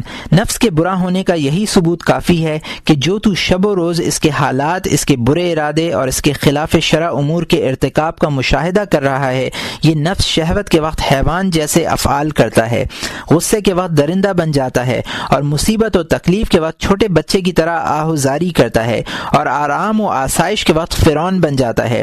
جب بھوکا ہوتا ہے تو پاگل ہو جاتا ہے، اور جب سیر ہوتا ہے تو سرکش بن جاتا ہے۔ اگر تو اسے سیر کرے تو سرکشی کرتا ہے، اور اگر بھوکا رکھے تو چیختا ہے اور بے صبری کا مظاہرہ کرتا ہے۔ یہ بعینہ اس طرح ہے جیسا کہ ایک شاعر نے کہا ہے، كحمار السوء أن أشأب ورمح الناس دان جاء نهق۔ یہ نفس منحوس گدھے کی مانند ہے جو سیر کی حالت میں خرمستی میں آ کر لوگوں کو پامال کرتا ہے، اور جب بھوکا ہوتا ہے تو ہانکتا ہے۔ بعض صالحین نے بالکل درست فرمایا ہے کہ ان من رداءة هذا النفس وجهلها بحيث اذا هممت بمعصية او انبأت للشهوة فنهيتها او تشفعت اليها بالله سبحانه ثم برسول عليه السلام وبجميع انبيائه وكتابه وبجميع السلف الصالح من عباده وتعرض عليها الموت والقبر والقيامة والجنة والنار لا تعطي النقياد ولا تترك الشهوة ثم إن استقبلتها بمعنى رغيف تسكن وتترك شهوتها لتعلم خستها وجهلها۔ ترجمہ، اس نفس خبیث کی خست اور جہالت کا یہ عالم ہے کہ جب کسی گناہ کا قصد کر لے یا شہوت پر اٹھ کھڑا ہو تو اسے روکنے کی کوشش کرے، یا خدا، رسول، تمام انبیاء، کلام مجید یا تمام سلف صالحین کا واسطہ پیش کرے، یا اس کے سامنے موت، قبر، قیامت، جنت اور دوزخ تک پیش کرے، تب بھی گناہ سے باز نہیں آئے گا اور اپنی شہوت کو ترک نہیں کرے گا۔ پھر اگر ایک روٹی کھا کر دوسری سے اسے روکے تاکہ یہ ٹھہرے اور طعام کی حرص کو چھوڑ دے تو تجھے اس کی کمینگی اور جہالت کا اندازہ ہو جائے گا۔ اس لیے اے عزیز، اس سے غفلت نہ کرنا، کیونکہ اس کے متعلق اللہ تعالیٰ نے فرمایا ہے جو اس کی حقیقت سب سے بہتر جانتا ہے، ان النفس الامارہ، بے شک نفس ہمیشہ برائی ہی کا حکم دیتا ہے۔ حضرت احمد بن ارقم بلخی رحمۃ اللہ علیہ سے منقول ہے کہ ایک دفعہ میرے نفس نے جہاد میں شریک ہونے پر مجھے مجبور کیا۔ میں نے دل میں کہا، سبحان اللہ، قرآن میں تو آیا ہے کہ نفس برائی کی ترغیب دیتا ہے اور میرا نفس مجھے نیک کام کی ترغیب دے؟ ایسا ہرگز نہیں ہو سکتا، بلکہ اس کا اصل مقصد یہ ہے کہ لوگوں سے میل جول کر کے تنہائی اور گوشہ نشینی کی وحشت کو دور کرے اور لوگوں سے خلط ملط ہو کر راحت حاصل کرے، اور ان کے سامنے اپنی گوشہ نشینی اور بزرگی کا چرچا کر کے اپنی تعظیم اور اپنا احترام احترام و اکرام کرائے۔ چنانچہ میں نے نفس کو جواب دیا کہ میں ہرگز تجھے آبادی میں نہیں لے جاؤں گا اور کسی جان پہچان کی جگہ تجھے نہیں لے جاؤں گا، تو وہ اس جواب پر راضی ہو گیا۔ لیکن مجھے پھر ظن ہوا کہ یہ اپنے خلاف بات پر کیسے رضامند ہو سکتا ہے، اور میں نے اپنے دل میں کہا کہ خدا کا کلام سچا ہے کہ نفس برائی ہی کی طرف لے جاتا ہے۔ تو میں نے اسے کہا، میں دشمن سے جہاد و قتال کرنے کو تیار ہوں، لیکن میرا اولین دشمن تو ہے، اس لیے پہلے مقابلہ اور مقاتلہ تجھ سے ہوگا۔ میرے اس جواب پر بھی نفس نے برا نہ منایا۔ میں نے چند اشیاء اور شمار کی جو اس کے خلاف تھیں، لیکن وہ اس پر بھی برا فروختہ نہ ہوا۔ میں دل میں حیران ہوا اور دربار ایزدی میں ملتجی ہوا کہ اے باری تعالی، میں نفس کو بہرحال جھوٹا سمجھتا ہوں اور تجھے سچا، مجھے اس کی اصل حقیقت بتا۔ تو مکاشفے میں نے سنا کہ نفس کہہ رہا تھا، اے احمد، تو مجھے ہر روز شہوتوں سے روک کر قتل کرتا ہے اور ہر بات میں میری مخالفت کر کے تو مجھے تنگ اور پریشان کرتا ہے، اور میرے اس قتل اور تکلیف کا کسی کو پتہ نہیں ہوتا۔ اگرچہ تو جہاد میں شرکت کرے گا تو صرف ایک بار ہی مجھے قتل کرے گا، بعد میں تجھ سے ہمیشہ کے لیے نجات مل جائے گی، اور میں لوگوں میں اس بات کا تو چرچا کروں گا کہ احمد نے شہادت کا درجہ پایا۔ اس طرح میرا چرچا ہوگا اور مجھے ہی شرف حاصل ہوگا۔ امام احمد بن ارقم فرماتے ہیں کہ اس جواب میں نے تہیہ کر لیا کہ ہرگز جہاد میں شرکت نہیں کروں گا، چنانچہ میں نے اس سال جہاد میں شرکت نہ کی اور دوسرے سال کی۔ اے عزیز، ذرا غور کر کہ نفس کتنا دھوکے باز اور مکار ہے کہ بعد الموت بھی تیرے اعمال حسنہ کو ریا کے ذریعے ضائع کرتا ہے۔ ایک عربی شاعر نے بہت ہی اچھا کہا ہے، تو کا نفسک لا تامن غوائلها فالنفس اخبت من 70 شیطانا۔ ترجمہ، اپنے نفس کی عیاریوں سے بچ اور اس کی دھوکے بازیوں سے بے خوف نہ ہو، کیونکہ نفس کی خباثت 70 شیطانوں کی خباثت سے بھی زیادہ ہے۔ اس لیے اس دھوکے باز گناہوں میں مبتلا کرنے والے نفس خبیث سے چوکنا رہ، اور ہر وقت اور ہر حال میں اپنے دل کو اس کی مخالفت پر مضبوط رکھ۔ انشاءاللہ تعالی ایسا کرنے سے تو اس کی آفت سے محفوظ رہے گا اور تجھے راہ ثواب نصیب ہوگا۔ پھر اے عزیز، تجھ پر لازم ہے کہ اسے شہوات و گناہوں سے باز رکھنے کے لیے تقوی کی لگام دے، اس لگام کے سوا اس کا کوئی علاج نہیں۔ اے عزیز، تو جان کہ میں نفس کو گناہوں سے باز رکھنے کے لیے ایک نفیس قاعدہ بیان کرتا ہوں۔ وہ یہ ہے کہ عبادت دو قسم ہے، ایک مامورات یعنی جن کا کرنے کا حکم ہے، اور دوسرے منہیات یعنی وہ چیزیں جن سے بچنا ضروری ہے، اور مامورات کے بجا لانے اور منہیات سے اجتناب کے مجموعے کا نام تقوی ہے۔ لیکن منہیات سے بچنا ہر حال میں بندے کے لیے افضل، زیادہ باعث حفاظت، زیادہ بہتر اور اعلیٰ ہے۔ مامورات کے مقابلے میں اس پہلو کی اہمیت زیادہ ہے، اسی لیے مجاہدہ اور ریاضت کے مبتدی شروع میں مامورات پر زیادہ زور دیتے ہیں۔ وہ دن کو روزے سے ہوتے ہیں اور رات کو نوافل میں کھڑے رہتے ہیں وغیرہ ذالک، اور منتہی و اہل بصیرت حضرات منہیات سے اجتناب کی زیادہ پابندی کرتے ہیں، چنانچہ وہ اپنے دلوں کو غیر اللہ کے خیال سے محفوظ رکھنے کی کوشش کرتے ہیں، اپنے شکموں کو ضرورت سے زیادہ خوراک سے محفوظ رکھتے ہیں، اپنی زبانوں کو لغویات اور بیہودہ گفتگو سے بچاتے ہیں، اپنی نظروں کو لایانی چیزوں سے بچاتے ہیں۔ اسی لیے عابد ثانی نے یونس عابد کو کہا، اور ان عابدوں کی کل تعداد 7 تھی، کہ اے یونس، بعض لوگ وہ ہیں جن کو سب سے زیادہ پیار نمازوں سے ہے، چونکہ وہ نماز پر کسی اور عمل کو ترجیح نہیں دیتے، وہ عبادت کے ستون ہیں، وہ پوری طرح صدق و توکل پر قائم رہتے ہیں اور ہر وقت دربار خداوندی میں تضرع و دعا میں مشغول رہتے ہیں۔ اور بعض وہ ہیں جنہیں سب سے زیادہ روزے سے محبت ہے، چنانچہ وہ روزے پر کسی اور عمل کو ترجیح نہیں دیتے، اور بعض وہ ہیں جو صدقہ کو سب سے زیادہ عزیز خیال کرتے ہیں۔ اے یونس، میں تجھے ان تینوں نمازوں، روزوں اور صدقے کی تفسیر بتاتا ہوں کہ ان سے مراد کیا ہے۔ تو نماز سے مراد یہ ہے کہ تو ہمیشہ تکالیف و مصائب پیش آنے پر صبر کی نماز ادا کرتا رہے اور ہمیشہ احکام خداوندی کی بجا آوری میں قائم رہے۔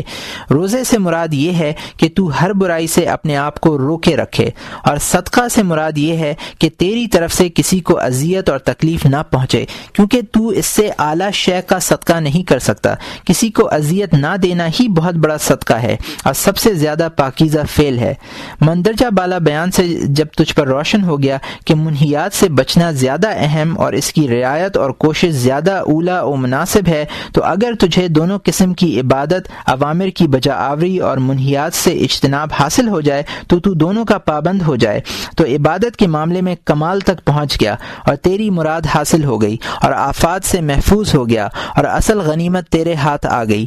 اور اگر دونوں قسم کی عبادت تجھے حاصل نہ ہو سکے تو چاہیے کہ تو جانب اجتناب کو اختیار کرے۔ یہ جانب اختیار کرنے سے تو معاصی اور گناہ سے تو سالم اور محفوظ رہے گا، اور اگر تو یہ جانب اختیار نہ کرے اور گناہوں اور برائیوں سے نہ بچے تو ساری رات نوافل ادا کرنے، دن کو روزہ رکھنے اور دیگر مستحب امور میں مشغول ہونے سے تجھ کو کوئی فائدہ نہیں پہنچے گا۔ تیری یہ شب بیداری کی مشقتیں بے سود ہوں گی، کیونکہ گناہوں اور برائیوں سے اجتناب نہ کرنے کی وجہ سے تیری نیکیاں ساتھ ساتھ برباد اور ضائع ہوتی چلی جائیں گی۔ اور دن کو روزہ رکھ کر جب تو غیبت، کذب اور دوسری بیہودہ گفتگو سے پرہیز نہ کرے گا تو تیرے اس روزے کا کیا فائدہ پہنچے گا؟ حضرت ابن عباس رضی اللہ تعالی عنہما سے کسی نے پوچھا کہ ان دو آدمیوں میں افضل کون ہے؟ ایک وہ جو نیکیاں بھی زیادہ کرے اور گناہ بھی زیادہ کرے، اور دوسرا وہ جو نیکیاں بھی کم کرے اور گناہ بھی کم کرے۔ آپ نے جواب دیا کہ دونوں برابر ہیں۔ ہم نے یہ جو کہا ہے کہ زیادہ نیکیاں کرنے کے بجائے گناہوں سے بچنا زیادہ ضروری اور اہم ہے، تو اس کی مثال مریض کی سی ہے کہ اس کے علاج کے دو پہلو ہیں، ایک پہلو مریض کو دوا دینا اور دوسرا پہلو مریض کا مضر چیزوں سے پرہیز کرنا۔ تو اگر دونوں چیزیں مریض کے لیے حاصل ہو جائیں تو بیمار جلد صحت مند اور تندرست ہو جائے گا، اور اگر دونوں پہلو موجود نہ ہوں تو جانب پرہیز اولا و افضل ہے، اور ایسی دوا قطعاً کوئی فائدہ نہیں دیتی جس کے ساتھ بد پرہیزی کو بھی روا رکھا جائے، لیکن دوا نہ ہو مگر پرہیز ہو تو یہ ضرور مفید ہے۔ نبی کریم صلی اللہ علیہ وآلہ وسلم کا ارشاد ہے، اصل کل داء الحمیۃ، ترجمہ، ہر بیماری کی علاج کی اصل پرہیز ہے۔ حضور صلی اللہ علیہ وآلہ وسلم کے ارشاد کا مطلب یہ ہے کہ پرہیز بجائے خود ایک بہترین علاج ہے، اس کے ہوتے ہوئے کسی اور علاج کی ضرورت نہیں پڑتی۔ اسی لیے سنا گیا ہے کہ ہندوستان کے لوگوں کے نزدیک بیمار کا سب سے بڑا اور اعلیٰ علاج بیمار کو کھانے پینے اور کام کاج سے پرہیز کرانا ہے۔ ان کے ہاں صرف پرہیز سے ہی عموماً مریض تندرست اور صحت یاب ہو جاتا ہے۔ ہمارے اس مندرجہ بالا بیان سے تجھ پر روشن اور واضح ہو گیا کہ تقوی کی اصل جوہر اور نجات آخرت کا ذریعہ ہے۔ انسان میں متقی لوگوں کا درجہ ہی سب سے اونچا اور بلند ہے، اس لیے اے عزیز تجھ پر لازم ہے کہ اپنے اندر تقوی پیدا کرنے کے لیے پوری کوشش اور مکمل جد و جہد کرے۔ واللہ سبحانہ ولی التوفیق رحمتی۔ فصل، پھر تجھ پر 4 اعضاء کی نگہداشت بھی لازم اور ضروری ہے، کیونکہ جسم میں یہی 4 عضو بڑے اور اصل ہیں۔ آنکھ کی حفاظت۔ اول آنکھ، اس کی نگہداشت اس لیے ضروری اور لازم ہے کہ دین اور دنیا کے کاموں کا دار و مدار دل پر ہے، اور دل کی خرابی اور اس میں وسوسے اکثر و بیشتر آنکھ کی وجہ سے ہی پیدا ہوتے ہیں۔ اس لیے حضرت علی رضی اللہ تعالی عنہ نے فرمایا کہ جو شخص اپنے آنکھ کی حفاظت نہیں کرتا اس کا دل بے قیمت ہوتا ہے، یعنی اس میں کوئی کمال یا نور وغیرہ نہیں آ سکتا۔ زبان کی حفاظت۔ دوسرا عضو زبان، اس کی حفاظت اور نگہداشت اس لیے ضروری اور اہم ہے کہ تمہاری عبادت و طاعت کا نفع، پھل اور صلہ اسی کے نگہداشت سے وابستہ ہے، اور عبادت میں وسوسے، عبادت کا ضائع اور خراب ہونا بھی اکثر اسی زبان کے باعث ہوتا ہے، کیونکہ بناوٹ اور سجا کر گفتگو اور غیبت وغیرہ اگرچہ ایک لفظ ہی ہو، تیری سال کی بلکہ 15 سال کی عبادت اور ریاضت کو تباہ و برباد کر دیتی ہے۔ اسی لیے بعض بزرگوں نے فرمایا ہے کہ ما شیء احق بطول السجن من اللسان، سب سے زیادہ جس چیز کو قید و بند میں رکھنا ضروری ہے وہ زبان ہے۔ مروی ہے کہ 7 عابدوں میں سے ایک عابد نے کہا، اے یونس، جو لوگ پوری محنت اور کوشش سے عبادت میں مشغول رہتے ہیں، ان کو عبادت پر جو استقامت نصیب ہوتی ہے وہ زبان کی پوری طرح نگہداشت کا نتیجہ ہے۔ پھر اس عابد نے کہا کہ حفظ زبان سے زیادہ پسندیدہ تیرے نزدیک کوئی چیز نہیں ہونی چاہیے، کیونکہ دل کو ہر قسم کے وسوسوں سے پاک رکھنے کا ذریعہ یہی ہے۔ پھر تو ذرا زندگی کے وہ قیمتی لمحات تو یاد کر جو تو نے بیہودہ اور لغو گفتگو میں ضائع کیے۔ اگر تو ان عزیز لمحات میں توبہ و استغفار کرتا تو شاید کسی نیک گھڑی میں تیری توبہ قبول ہو جاتی اور تیرے گناہ بخش دیے جاتے اور تجھے نفع ہوتا، یا ان لمحات میں لا الہ الا اللہ کا ورد کرتا رہتا تو تجھے بے حساب اجر و ثواب ملتا، یا ان لمحات میں یہ دعا کرتا کہ اے اللہ، میں تجھ سے عافیت اور سلامتی کا سوال کرتا ہوں، شاید کسی مبارک ساعت میں یہ الفاظ تیرے منہ سے نکلتے اور تیری دعا قبول ہو جاتی۔ اس طرح تو دنیا و آخرت کی آفات سے نجات پا جاتا۔ تو کیا لغو اور بیہودہ کلام میں لمحات زندگی کو ضائع کرنا واضح اور بین خسارہ نہیں؟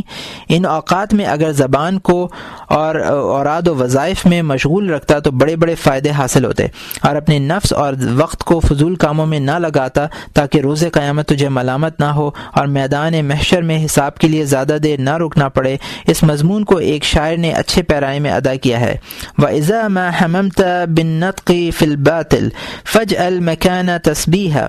ترجمہ: جب تو زبان سے کوئی باطل بات کہنے کا قصد کرے تو اس باطل سے زبان کو روک اور اس کی جگہ خدا کی تسبیح کر۔ پیٹ کی حفاظت۔ تیسرا عضو جس کی حفاظت اور نگہداشت ضروری ہے وہ ہے پیٹ۔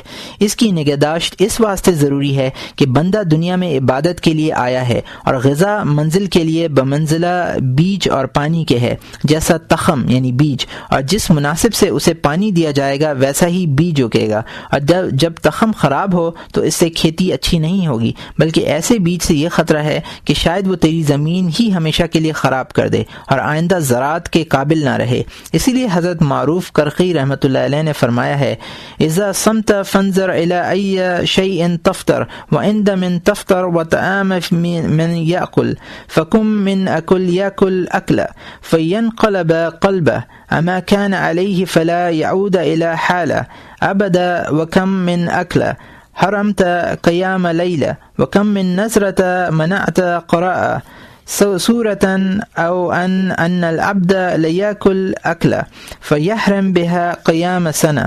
ترجمہ: جب تو روزہ رکھے تو اس بات کا خیال رکھ کہ کس چیز سے اسے افطار کرتا ہے اور کس کے پاس افطار کرتا ہے اور کس کے کھانے سے افطار کرتا ہے، کیونکہ بہت دفعہ ایسا ہوتا ہے کہ صرف ایک خراب لقمے سے دل کی کیفیت خراب ہو جاتی ہے اور پھر ساری عمر وہ اپنی اصل حالت پر نہیں آ سکتا، اور بہت دفعہ ایسا ہوتا ہے کہ صرف ایک خراب لقمہ پیٹ میں جانے سے 1 سال تک نماز تہجد ادا کرنے سے انسان محروم ہو جاتا ہے، اور بہت دفعہ ایسا ہوتا ہے کہ صرف ایک دفعہ بد نظر دیکھنے سے بندہ ایک عرصے تک تلاوت قرآن پاک سے محروم ہو جاتا ہے۔ اسی لیے اے عزیز، اگر تو اصلاح قلب اور توفیق عبادت چاہتا ہے تو تجھ پر لازم ہے کہ اپنی غذا کے بارے میں سخت احتیاط کرے۔ یہ اصل غذا کے متعلق حکم ہے، پھر اس میں درجہ استحباب نگاہ رکھنا بھی ضروری ہے، ورنہ تو غذا اٹھانے والا ٹٹو بن جائے گا اور ابن الوقت ہو جائے گا، کیونکہ ہمیں یقین ہے بلکہ ہم نے کئی بار مشاہدہ کیا ہے کہ پیٹ بھر کر کھانے سے عبادت قطعاً نہیں ہو سکتی، اور اگر نفس کو مجبور کر کے اور ہیلے بہانے سے عبادت کی طرف لگایا بھی جائے تو ایسی عبادت میں بالکل لذت و حلاوت نہیں ہوتی۔ اس لیے بعض صالحین نے فرمایا ہے، لا تطمع فی حلاوت العبادہ مع کثرت الاکل وانی نور فی نفس بلا عبادت وفی عبادت بلا لذت و حلاوہ۔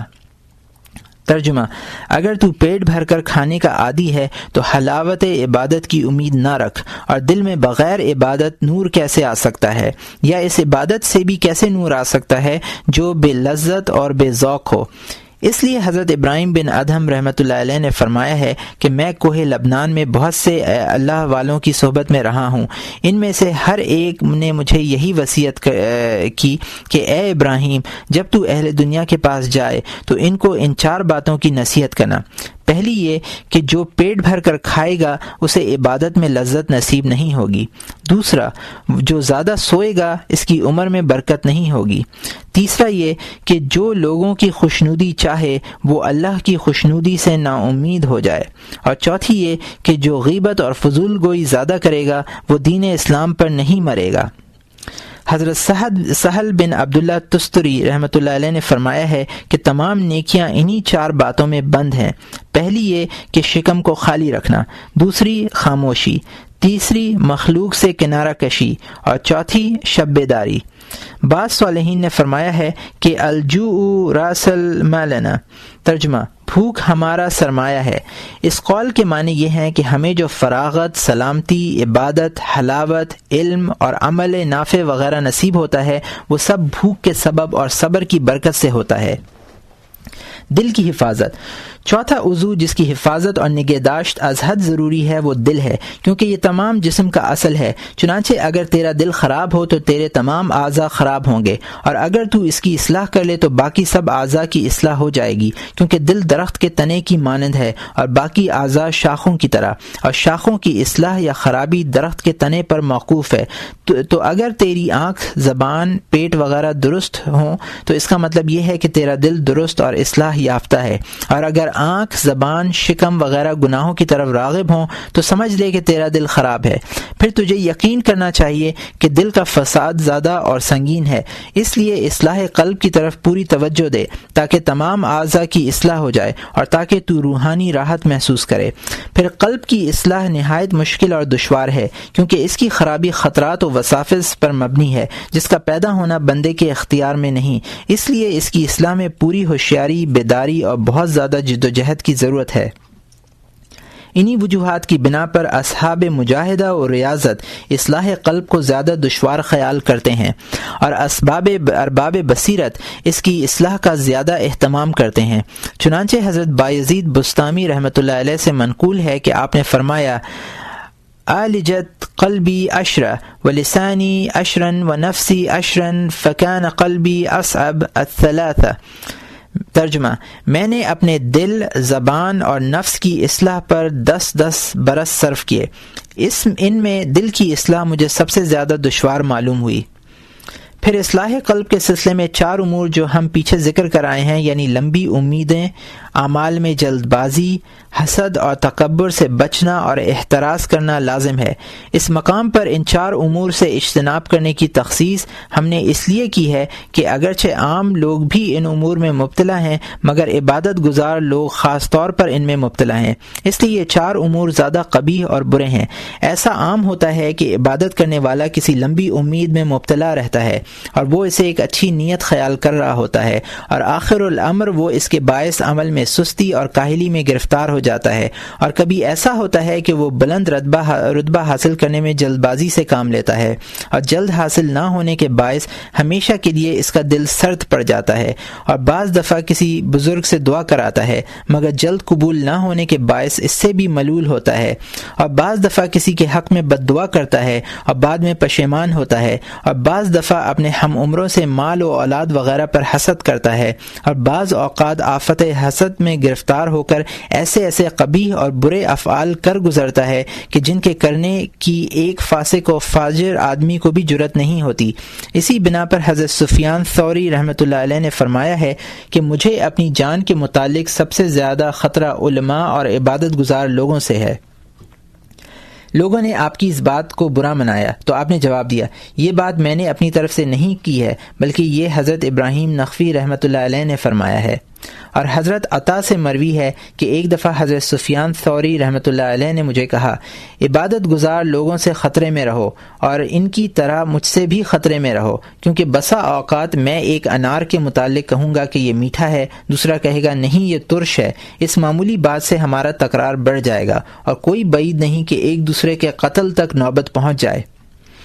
اور حضرت مالک بن دینار رحمۃ اللہ علیہ فرماتے ہیں کہ میں عبادت گزار لوگوں کی گواہی دوسروں کے حق میں تو قبول کرنے کو تیار ہوں، لیکن ان کے اپنے اندر ایک دوسرے کے متعلق حسد سے بھرا ہوا پایا ہے۔ مذکور ہے کہ حضرت فضیل رحمۃ اللہ علیہ نے اپنے لڑکے کو فرمایا کہ مجھے عبادت گزار اور رسمی صوفیوں سے دور کوئی مکان خرید دے، کیونکہ مجھے اس قوم میں رہنے سے کیا فائدہ جو میری لغزش دیکھ کر اس کا چرچا کریں اور مجھے آرام و آسائش میں دیکھ کر حسد کریں۔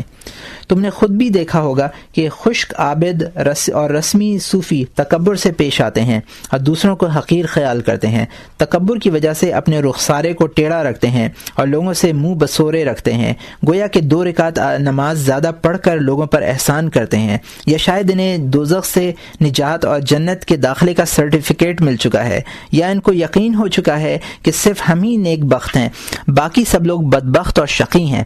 پھر وہ ان تمام برائیوں کے ہوتے ہوئے لباس عاجز اور متواضع لوگوں جیسا پہنتے ہیں، جیسے صوف وغیرہ، اور بناوٹ سے خاموشی اور کمزوری کا اظہار کرتے ہیں، حالانکہ ایسے عبادت اور خاموشی وغیرہ کا تکبر اور غرور سے کیا تعلق، بلکہ یہ چیزیں تو تکبر اور غرور کے منافی ہیں، لیکن ان اندھوں کو سمجھ نہیں۔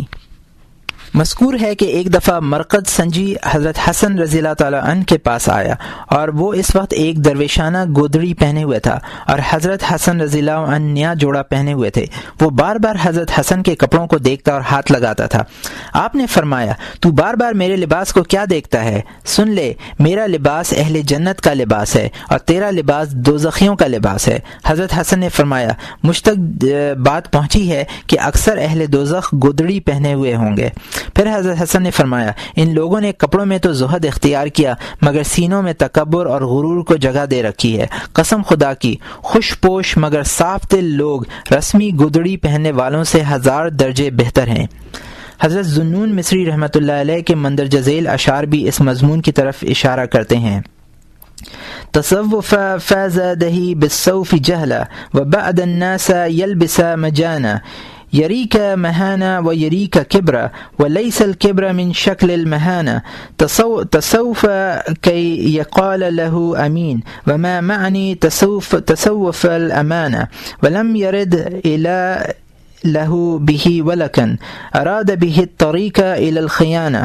ترجمہ، بعض لوگ صوفیوں کا سا لباس پہنتے ہیں اور از راہ جہالت دوسروں کو نظر حقارت سے دیکھتے ہیں، اور بعض لوگ تو فضول ہی صوف کا لباس پہنتے ہیں۔ ایسے جاہل صوفی دوسروں کے سامنے اپنے آپ کو کمزور اور ناتواں ظاہر کرتے ہیں اور دوسروں کو تکبر سے دیکھتے ہیں، حالانکہ عاجزی کرنے والوں میں تکبر نہیں ہوتا۔ ایسے صوفی یہ لباس صرف اس غرض سے پہنتے ہیں تاکہ عوام انہیں امین اور نیک خیال کریں، مگر در حقیقت ان کی اس صوفیائی کا مقصد نیکی اور شرافت نہیں ہوتا۔ درویشانہ لباس سے انہیں خوشنودی خدا مقصود نہیں ہوتی، بلکہ وہ اس طرح عوام کو دھوکہ دہی اور ان کے ساتھ خیانت کی راہ ہموار کرتے ہیں۔ تو اے عزیز، تو ان 4 مہلکات سے بچ، خاص کر تکبر سے، اس لیے کہ دوسری 3 آفتیں تو ایسی آفتیں ہیں جن سے تو صرف گناہ اور نافرمانی میں مبتلا ہوگا، مگر تکبر ایسا خطرناک مرض ہے جو بسا اوقات انسان کو کفر اور گمراہی تک پہنچا دیتا ہے۔ تکبر کے سلسلے میں تو ابلیس اور اس کی گمراہی کو ہرگز نہ بھول۔ اس کی گمراہی کا آغاز اسی سے ہوا کہ اس نے تکبر کیا اور خدا کے حکم کا انکار کیا، اور اللہ ہی کی درگاہ بے کس میں پناہ کی دعا کرنی چاہیے کہ ہمیں اپنے فضل سے ہر گمراہی اور لغزش سے بچائے۔ فصل، خلاصہ یہ کہ جب تو عقل و دانش سے دیکھے گا تو تجھے معلوم ہو جائے گا کہ دنیا فانی ہے، اس میں مشغول ہونے کا نقصان نفع سے زیادہ ہے، اور دنیا میں پیش آنے والی پریشانیاں اس کی راحت سے زیادہ ہیں، جیسے جسمانی کفتیں، دل کا امور دنیا میں گرفتار رہنا، اور پھر آخرت میں ہر چیز کا حساب، اور ایسا دردناک عذاب جس کو برداشت کرنے کی تجھ میں ہرگز طاقت نہیں۔ تو جب تجھے اچھی طرح معلوم ہو گیا کہ دنیا اور سامان دنیا میں خسارہ ہی خسارہ ہے، تو تجھ پر لازم ہے کہ اس کی چیزیں صرف اس قدر استعمال میں لائے جس سے خدا تعالیٰ کی عبادت بجا لاتا ہے، اور نعمتیں اور لذتیں حاصل کرنے کے لیے ہمیشہ رہنے والی جنت کا انتظار کرتا رہے جہاں خداوند تعالیٰ کا قرب بھی حاصل ہوگا۔ اور جب تجھے یہ بھی اچھی طرح معلوم ہو گیا کہ مخلوق میں وفاداری نہیں اور اس کی طرف سے امداد و اعانت کے بجائے تکلیف اور دکھ زیادہ پہنچتا ہے، تو تجھے چاہیے کہ لوگوں سے سوائے سخت ضرورت کے میل جول نہ کرے، نیک باتوں میں ان سے نفع حاصل کر، مگر نقصان دہ چیزوں میں ان سے اجتناب کر، اور اس خدا سے دوستی لگا جس کی دوستی ہر قسم کے خسارے سے پاک ہے، اور اس خدا کی اطاعت کر جس کی اطاعت سے تجھے پشیمانی نہیں ہوگی، اور اس کی کتاب مقدس کو اپنی مشعل راہ بنا لے اور اس کے احکام کو پوری پابندی سے بجا لاتا رہے۔ ایسا کرنے سے ضرور وہ تیری ہر حال میں دستگیری کرے گا، تجھ پر تیرے وہم و گمان سے زیادہ انعام و اکرام کی بارش کرے گا، اور دنیا و آخرت میں ہر مشکل وقت تیری فریاد رسی کرے گا، جیسا کہ نبی کریم رؤوف الرحیم علیہ الصلاۃ والتسلیم کا ارشاد گرامی ہے، احفظ اللہ تجدہ حیث تجہت۔ ترجمہ، ہمیشہ خدا کی ہی یاد میں مستغرق رہ تاکہ جدھر تو متوجہ ہو ادھر ہی تجھے اس کے جلوے نظر آئیں۔